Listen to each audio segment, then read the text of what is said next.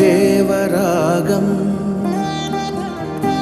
జ్ఞానయోగం వ్యాసపీఠం బహువేదశాస్త్రం బోధామృతహిత శ్రీమన్నారాయణం శివగౌరీ సంభాషిత సకల పురాణం అష్టాక్షరి పంచాక్షరి మంత్రావరణం అఖిల దేవతా సంస్తుతి పారాయణం జయ మంగళకరమీ ప్రవచన శ్రవణం అనుదినము శుభము సుఖము జీవన గమనం దేవరాగం జ్ఞానయోగం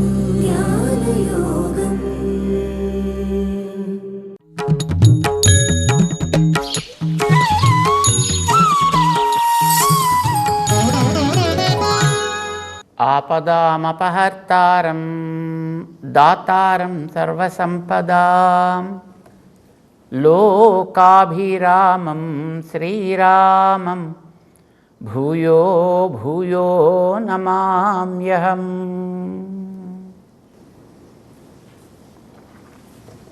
జై శ్రీమన్నారాయణ. ప్రియ భగవద్బంధులారా, 9వ అధ్యాయంలో భగవంతుడు 31వ శ్లోకంలో దురాత్ముడైనా తనని ఆశ్రయిస్తే వాణ్ణి మంచివాడిగా తయారు చేసుకుంటా, తుప్పు పట్టిన ఇనప రేకునైనా దానిని కాల్చి తుప్పుని వదిలించి దానికి మెరుగు దిద్ది ఒక మంచి పరికరంగా చేసుకునే ఒక నేర్పరిలాగా, ఒకడు నన్ను చేరి వాడు అనన్య భాక్ ఇతర ప్రయోజనాన్ని దేన్ని కోరని వాడు కనుక అయినట్లయితే అలాంటి వాణ్ణి నేను ధర్మాత్మ మంచి ప్రవృత్తి కలవాడిగా తయారు చేసుకుంటా. అంటే 2 పనులు చేస్తా వాడి విషయంలో. ఒకటి, ఏదేది అవసరం లేదో అలాంటి దానిని తొలగిస్తా, అనిష్ట నివారణము అని అంటాం. ఏదేది వాడికి అవసరమో అలాంటి దాన్ని అందులో నిండేటట్టుగా చేస్తా, ఇష్ట ప్రాపణము అని అంటాం. ఇవి 2 చేసేవాడిని కదండి మన రక్షకుడు అని అంటాం. అంటే భగవంతుడు నేను రక్షకుణ్ణి అవుతా ఆ వ్యక్తి విషయంలో అని అంటున్నాడు అన్నమాట. అంటే వాడిలో అవసరం లేనివన్నీ తనే తొలగిస్తాడు, కావలసినవన్నిటినీ తనే వాడిలో నిండేటట్టుగా చేస్తాడు. అప్పుడు తన విషయంలో ఒక రుచి, శ్రద్ధ, ఏకాగ్రత వాడికి కలిగేటట్లుగా చేసి అప్పుడు వాడిని ఆదర్శంగా నిలబెడతాడు అన్నమాట. ఇది భగవంతుడు ఎప్పుడు చేసుకునేటటువంటి పని. క్షిప్రం భవతి ధర్మాత్మ శశ్వత్ శాంతిం నిగచ్చతి. ఇప్పుడు వాడికి కలిగించేటటువంటి ఆ భక్తి ఉంటుందే భగవంతుడి విషయంలో ప్రేమ, ఆ ప్రేమతోటి వాడికి చేయాల్సినటువంటి సేవ, అది పూర్తిగా ఏ ఏ అంగాలతో ఉండాలో, ఎలాంటి పరికరాలతో ఉండాలో వాటన్నిటితోటి కూడా అది సమగ్రతని పొందేటట్లుగా వాడిలో తను నింపుకుంటాను అని తనే చెప్తున్నాడు. ఇది మనకు ఒక గొప్ప ధైర్యాన్ని ఇస్తుంది. మనం ఏదో మొట్టమొదట ఇక్కడ అక్కడ ఏవో రకరకాలుగా శ్రమపడి సాధించుకుని అప్పుడే భగవదారాధనని ఆరంభం చెయ్యాలి అనే మాట తగదు. పరమాత్మని యో రక్త విరక్తో అపరమాత్మని అని ఒక నియమం ఉంది. అంటే భగవంతుడి యందు నువ్వు మొట్టమొదట దృష్టి పెట్టడం ప్రారంభం చేసినట్లయితే దానికి అవరోధంగా ఉండేటటువంటివన్నీ క్రమంగా అవే తొలగుతాయి తప్ప, అవి తొలగిపోయిన తర్వాత నేను దీంట్లోకి అడుగు పెడతాను అంటే మన బతుకులు ఎన్ని జన్మలు దాటినా అవి తొలగడం అంటూ ఉండదు, ఇది రావడం అంటూ ఉండదు. అందుచేత మొట్టమొదటి దాంట్లోకి ప్రవేశించడం అనేటటువంటిది ప్రధానం. ఏ మంచి పని చేయాలన్నా అంతే. దీన్ని మొట్టమొదటి నువ్వు ప్రారంభం చేయి.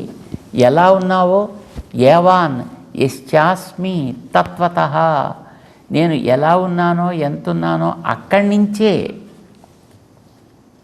ప్రారంభం చేయి. ఇది క్రమంగా ప్రారంభం చేస్తే మెల్లమెల్లగా మెల్లమెల్లగా మెల్లమెల్లగా దీంట్లో కలిగే రుచి ప్రభావం చేత అప్పుడు పరమాత్మని యో రక్త, భగవంతుడు ఎందుకు అసలు నీకు శ్రద్ధ కలిగింది కనుక తదితరమైనవి క్రమంగా క్రమంగా తగ్గుతూ వస్తాయి. అప్పుడు విరక్త అపరమాత్మని, వాటి ఎందుండే రాగం క్రమంగా అది ఎంతెంత తగ్గుతుంటే ఇది అంతంత పెరుగుతూ ఉంటుంది. ఇది ఎంతెంత పెరుగుతుంటే రాగం అంత తగ్గుతూ ఉంటుంది. అది తగ్గుతుంటే ఇది పెరుగుతూ ఉంటుంది. అలా సాగవలసిందే తప్ప అది పోయి ఇది రావడం, ఇది పోయి అది చేయడం అనేటటువంటిది ఉండదు. దీన్నే చెప్తున్నాడు భగవంతుడు. శశ్వత్ శాంతిం నిగచ్చతి. ఆయన ఇలా తన భక్తుడి విషయంలో నేనుంటా అనే విషయాన్ని తనే చెప్పచ్చు. కానీ కౌంతేయ ప్రతిజానీహి, హే అర్జున నువ్వు ప్రతిజ్ఞ చేయవయ్యా అన్నాడు. ఏం చేయమంటావా? నమే భక్త ప్రణశ్యతి, నా భక్తుడు ఎన్నటికీ చెడడు అని ప్రతిజ్ఞ చేయబోయ్. ఎవడి భక్తుడు చెడడు అని ఎవడు చెయ్యాలి? నీ భక్తుడు చెడడు నేను చెప్పాలా? లేదా నా భక్తుడు ఎవడైనా ఉంటే వాడు చెడని నేను చెప్పుకోవాలా? కృష్ణ భక్తుడు చెడడు, ఇది కదా చెప్పాల్సింది. అది నేను చెప్పడం ఎందుకా? నువ్వే చెప్పుకోవచ్చు కదా. నీకు అలవాటు లేదనే ప్రశ్న లేదు. ఎందుకంటే నువ్వు రామావతారంలో నువ్వే ప్రతిజ్ఞ చేశావు, అంతకుముందు అవతారాల్లో నువ్వే ప్రతిజ్ఞ చేశావు. సకృదేవ ప్రపన్నాయ తవాస్మి ఇతి చ యాచతే. ఒక్కసారి ఎవడైనా తవాస్మి నేను నీకు చెందిన వాడిని అని కనుక అన్నట్లయితే అభయం సర్వభూతేభ్యో దదామి, వాడికి ఇతరమైనటువంటి ఏ ప్రాణి నుంచి కూడా శ్రమ లేకుండా నేను చేసుకుంటా. సర్వభూతేభ్య అన్నాడు. ఏ ప్రాణి అయినప్పటికీ కూడా, వాడు చిన్న పెద్ద దేవత రాక్షస అనేటి ప్రశ్న లేదు. సర్వభూతేభ్యో దదామి, ఏతద్ వ్రతం మమ, ఇది నా వ్రతమని ప్రతిజ్ఞ చేశాడు ఆయన. సుగ్రీవుడి విషయంలో మనకు తెలుసు, వాలి ఎంత గొప్పవాడు. రావణాసురుని కూడా ముప్పు తిప్పలు పెట్టినటువంటి మహనీయుడు. అలాంటి వాలిని కూడా నిరసించి నీవాడను అన్న సుగ్రీవుడికి తాను రక్షణ కల్పించాడు. రావణాసురుణ్ణి ఎదిరించి నలుగురిని వెంట పెట్టుకుని ఉన్నవాడు ఉన్న ఫలంగా అక్కడి నుంచి లంకలోంచి ఎగిరి రాముడుండే చోటుకి వచ్చి ఆశ్రయిస్తే రామచంద్రుణ్ణి, అతనికి అభయాన్ని ఇచ్చాడు ఆయన. దత్తం అస్య అభయం మయా, నేను ఇతనికి అభయాన్ని ఇస్తున్నాను, సుగ్రీవా పో వెళ్ళి తీసుకుని రా అని. ఏ సుగ్రీవుడు ఇతన్ని అంగీకరించడానికి వీల్లేదు అంటూ అడ్డు పెట్టడం ప్రారంభించాడు, ఆ సుగ్రీవుడి చేతనే ఆ రావణాసురుని పిలిపించుకున్నాడు ఆయన. రావణాసురుని కాదు, విభీషణుడిని. అంటే అప్పుడే చెప్పాడు ఆయన, ఏ సుగ్రీవా అక్కడ దాకా వెళ్ళిన తర్వాత వచ్చినవాడు మన విభీషణుడు అనుకున్నాను సార్, కానీ ఇద్దరికి కొంచెం పోలికలు ఒకే రకంగా ఉన్నాయి, కానీ వచ్చినవాడు సాక్షాత్తు రావణాసురుడే వచ్చాడు సార్ అని మళ్ళీ తిరిగి వస్తావేమో ఒట్టి చేతులతోటి. నో, విభీషణో వా సుగ్రీవా యదివా రావణ స్వయం. ఒకవేళ రావణాసురుడే వస్తే మనకు అంతకంటే కావాల్సిందే ఉందయా? తీసుకురా ఆనయేనం హరిశ్రేష్ఠ, తీసుకురా అతన్ని. దత్తం అస్య అభయం మయా. ఏతద్ వ్రతం, ఒక వ్రతం పట్టించుకున్నవాడు, ఒక వ్రతాన్ని పాటించేటటువంటి వ్యక్తి ఏ చిన్న కొరత, ఏ చిన్న లోపం అందులో ఏర్పడ్డా ఈ వ్రతం అంతా మళ్ళీ వ్యర్థము అని మళ్ళీ ఆరంభించాల్సి వస్తుంటుంది. ఆ వ్రతాన్ని దీక్షగా పట్టుకున్నవాడు ఎంత నిష్ఠతోటి నియమంతో ఉంటాడో, నేను కూడా ఒకసారి ఎవడైనా వచ్చి నేను నీవాడను రాఘవం శరణంగతః తవాస్మి అని ఎవడైనా ఒక్కసారి అన్నట్టయితే అలాంటి వాడిని రక్షించి తీరుతా. మరి నువ్వే చెప్పావు కదా యా ప్రతిజ్ఞని, ఇప్పుడు మళ్ళీ నువ్వే చెప్పచ్చు కదా. గతంలో ఉండే అవతారాల్లో కూడా, నరసింహ అవతారంలో కూడా ఎవడు ఆయన చెప్పాడా, నువ్వు చెప్పావా? ప్రహ్లాద చెప్పింది కాదు కదా.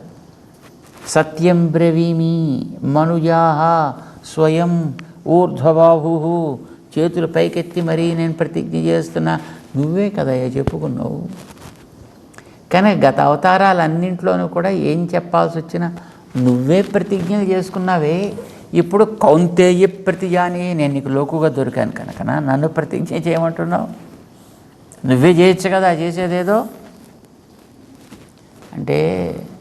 పాపం చెప్పాడు ఆయన, నిజమేనయ్యా అవతారాల్లో కొంచెం కొంచెం తేడాలు ఉంటాయో, మిగతా అవతారాల కథ వేరు, ఈ అవతారానికి కథ వేరు.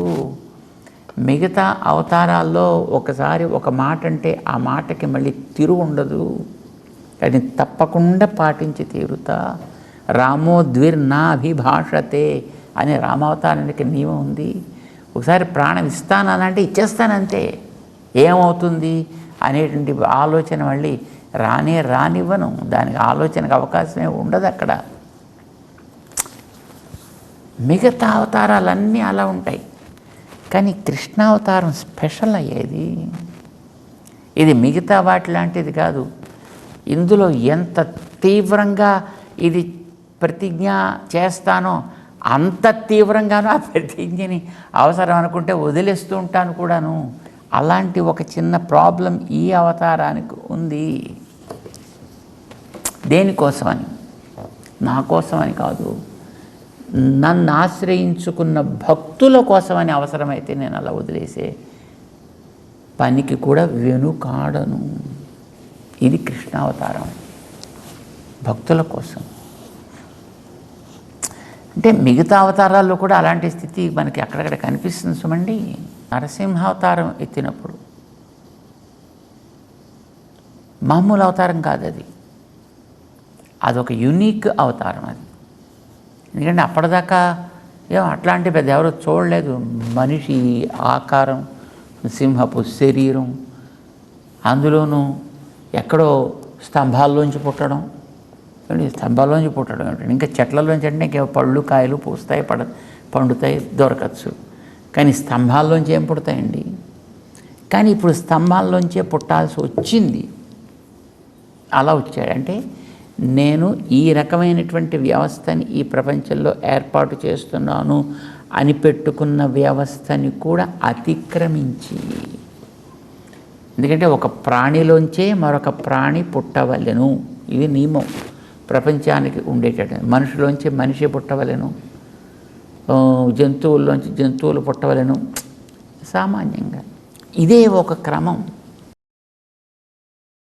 అచేతనాల్లోంచి ఏమి పుడతాయి అనేటటువంటిది ఎక్కడ లేదు చరిత్రలో అంతవరకు. అలాంటిది ఒక స్తంభాన్ని తల్లించేసుకొని అందులోంచి నరసింహస్వామి కింద పుట్టాడు ఆయన. ఎందుకోసం పుట్టినట్టు ఆయన? ప్రహ్లాదుడి మాటని నిజం చేయడం కోసం. సత్యం విధాతుం నిజ భృత్య భాషితం. తన భృత్యుడు ప్రహ్లాదుడు, ఆయన ఆడాడు ఒక మాట. ఏమని? ఇందుగలడు అందులేడని సందేహము లేదు. కిం బహుగిరా త్వయ్యస్తి మయ్యస్తి చ.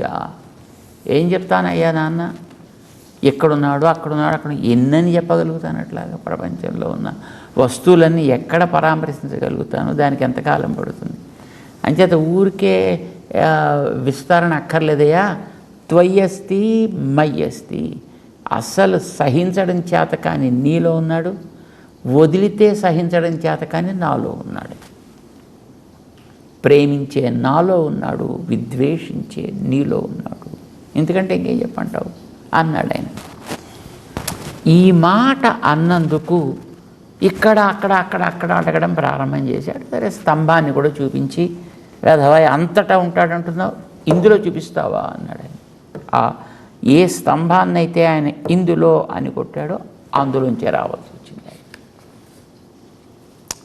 అంతటా తాను ఎక్కడ ఉన్నప్పటికీ కూడా ఎక్కడి నుంచి పడితే అక్కడి నుంచి రావడం అనేది జరగదు.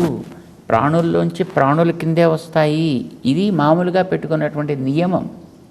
కానీ ఇక్కడ ప్రహ్లాదుడి కోసం ఆ నియమాన్ని అతిక్రమించి అతని మాటని నిజం చేస్తూ తాను గతంలో చేసినటువంటి ప్రామిస్ని వదులుకుంటూ ఆయన స్తంభంలోంచి పుట్టాడు. ఆయన అయితే ఇతర అవతారాల్లో కూడా ఇట్లాంటి స్థితి ఉంది. సత్యాన్ని చేయడం కోసం తన భక్తుడి యొక్క తన మాటని వదులుకోవడం అనేటటువంటిది ఉంది ఇతర అవతారాల్లో కూడా. కానీ కృష్ణావతారంలో దాని పాళ్ళు కొంచెం ఎక్కువ. ఇక్కడ మాటిమాటికి అలాంటిది చేసేస్తూ ఉంటాడు ఆయన. భీష్ముడి దగ్గర మనం గతంలో చెప్పుకున్నాం. భీష్మ పితామహుడు కృష్ణుడు ఒక వాగ్దానం చేశాడు అని వినగానే దానికి వ్యతిరేకంగా తాను మరొక వాగ్దానం చేశాడు. ఆయన ఆయుధం పట్టను అన్నాడు కృష్ణుడు అని చెప్పాడు దుర్యోధనుడు. ఆయుధం నేను పట్టించి తీరుతా అని వెంటనే ప్రతిజ్ఞ చేశాడు భీష్మాచార్యుడు. That's okay. ఈ సమాచారం కృష్ణుడికి తెలిసింది. ఆయన అనుకున్నాడు దట్స్ ఆల్ రైట్. తాతయ్య గారు అంత గట్టి ప్రతిజ్ఞ చేశారంటే దాన్ని మనం తప్పకుండా నిజం చేయాల్సిందే. నా ప్రతిజ్ఞకి ఏముంది కనుక తీసి పక్కన పెట్టేస్తా, తర్వాత చూసుకుంటాను దాని గురించి ఏం చేయాలి.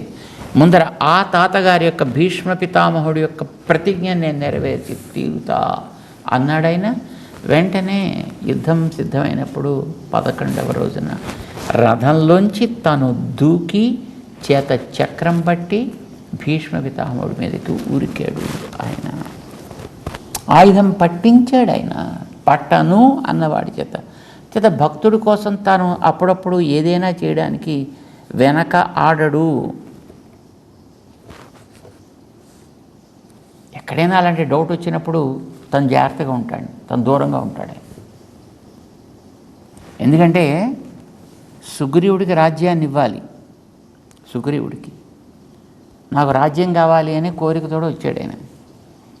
తను వెళ్ళి పట్టాభిషేకం చేస్తే ఏమో మళ్ళీ అది ఉంటుందో పోతుందో తెలియదు కనుక తను వెళ్ళలే. లక్ష్మణ నువ్వు వెళ్ళి పట్టాభిషేకం చేసిరా అన్నాడు ఆయన. రాజ్యంలోకి పంపించి లక్ష్మణుడి చేత పట్టాభిషేకం చేయించాడు.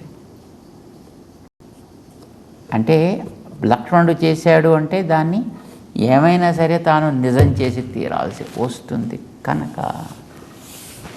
విభీషణుడికి పట్టాభిషేకం చేసేటప్పుడు కూడా అంతే. సముద్ర తీరంలో చేయించాడు విభీషణుడికి పట్టాభిషేకం. లంకకి వెళ్ళిన తర్వాత చేసింది దానికి క్రియారూపాన్ని ధరింపజేశాడు. అంతవరకు ఆయన చేసిన పని.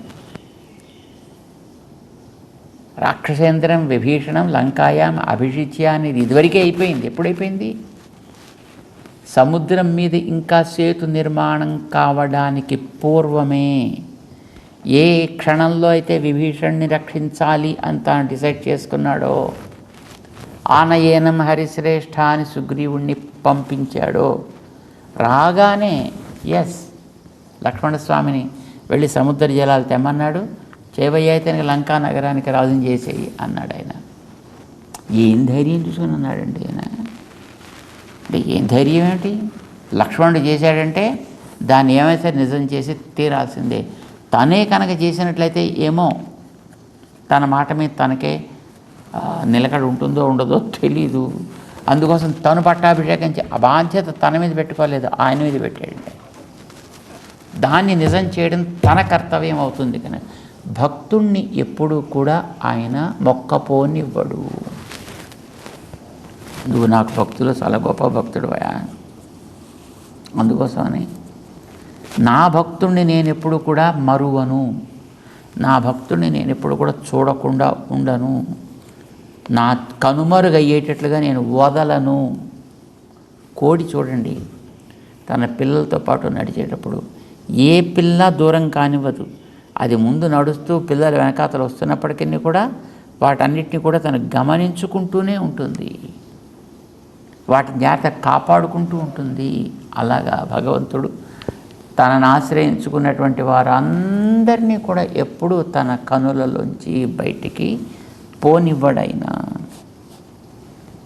కౌంతేయ ప్రతిజానీహి, చేత నువ్వు ప్రతిజ్ఞ చేయవయా, నమే భక్త ప్రణశ్యతి, ఎప్పుడు నా వాడిని నేను వదలను. ఈ ప్రణశ్యతి అనే పదం అలాగనే వాడుతూ ఉండాలి, కానీ ఎందుకనో చాలామందికి ఏదో నశించిపోవడం, నశించనివ్వడు ఇలా అలవాటు అయిపోయింది. 2వ అధ్యాయంలో కూడా ఈ ప్రణశ్యతి అనే పదం ఒకసారి వచ్చింది. బుద్ధినాశాత్ ప్రణశ్యతి అని అక్కడ వచ్చింది. ఎక్కడ అంటే ఈ విషయాలు ఎలా జీవుణ్ణి తమ వశం చేసుకుని క్రమంగా వాడు ఆరంభం చేసుకున్న ఆత్మదర్శనం అనేటటువంటి లక్ష్యం పూర్తిగా మర్చిపోయి అందులో మునిగిపోయేటట్టుగా చేసుకుంటాయో అని చెబుతూ, ధ్యాయతో విషయాన్ పుంసః, విషయములని తలిచేటటువంటి వ్యక్తి సంగస్తేషూపజాయతే, అటువంటి వాటితోటి కాస్త సంబంధం కలుగుతుంది, సంబంధం క్రమంగా దృఢపడుతుంది. దాంతో వాటినే ఎప్పుడూ తనతో పెట్టుకోవాలనే కోరిక ఏర్పడుతుంది. అది ప్రపంచంలో వాడికి సాధ్యంగానే కాదు. దాంతో వాడి వల్ల వీడి వల్ల నాకు ఇది దూరం అవుతున్నాయి అనేటువంటి క్రోధం ఏర్పడుతుంది. ఆ క్రోధం పెరుగుతున్న కొద్దీ వీడికి ఆలోచన శక్తి క్షీణిస్తుంది. దానివల్ల వీడికి బుద్ధి పనిచేయడం మానేస్తుంది. బుద్ధి నాశాత్, ఎప్పుడైతే బుద్ధి పని చేయకుండా ఉంటుందో బుద్ధి ఎక్కడికి వెళ్ళిపోదు. ఇప్పుడు ఇవన్నీ ఎక్కడికి పోవు, ఇవన్నీ ఉంటాయి, కానీ లోపల రూపు మారి ఉంటాయి. బుద్ధి నాశాత్ ప్రణశ్యతి అన్నాడు 2వ అధ్యాయంలో. ఎప్పుడైతే వీడికి ఆత్మనే నేను పొందాలి అనేటటువంటి నిశ్చయం కనుమరుగైందో, వీడికి అది ప్రణశ్యతి కదా. ప్రణాశ్యం అంటే వీడికి కనిపించకుండా పాయి. ఇప్పుడు తనకి వీడడ్డొచ్చాడో వాడొడ్డొచ్చాడో మరొకటేదో అడ్డొచ్చిందోనో దీని మీద దృష్టి కలిగింది కనుక దీంతో పోరాటం, దీన్ని దూరం చేయడం, దీన్ని ఇంకో రకంగా ఇబ్బందులు పాలు చేయడం అనేది ఆలోచిస్తాడే తప్ప అసలు మనం ప్రయాణం ప్రారంభించిన దాన్ని చేరడం కోసం ఇది పక్కకి పోయిన తర్వాత మనం అక్కడికి ముందు త్వరగా పోదాము అనేటటువంటి దృష్టి వీడికి ఉండదు. అంచేత బుద్ధినాశాత్ ప్రణశ్యతి అంటే ఎప్పుడైతే మనసులో ఏకాగ్రత పోయిందో వీడికి చేరాల్సిన లక్ష్యం మీద మరపు వస్తుంది. అది ప్రణశ్యతి, నశ్యతి కనిపించదు, ప్రణశ్యతి బొత్తుగా కనిపించదు. ఆత్మ అనేది ఇంకా ఆలోచనలో ఉండదు. వీడు ఇంక దేన్నో ఆలోచిస్తుంటాడు. దాన్ని ఎలా కొట్టాలి, దీన్ని ఎలా పట్టాలి, ఇంకోటి ఎలా చేయాలి, ఇవే ఆలోచన చేస్తూ ఉంటాడు అని అక్కడ చెప్పినట్టుగానే ఇక్కడ కూడా నమే భక్త ప్రణశ్యతి అని ఈ 9వ అధ్యాయపు 31వ శ్లోకంలో తను చెప్పేటటువంటి ఈ పద్ధతి కూడా ఈ శ్లోకానికి కూడా నమే భక్త, నాకు నాయందు ప్రేమ కలిగినటువంటి వ్యక్తి మీద ఎంత శ్రద్ధ ఉంటుందో నేను ఎప్పుడూ వాడిని గమనిస్తూ ఉంటాను. న ప్రణశ్యతి, వాడు నా చూపుని ఎప్పుడు కూడా దాటిపోడు. అలా దాటేటట్లుగా నా చూపుని నేను రానివ్వను సుమా అని భగవంతుడు చెప్పి,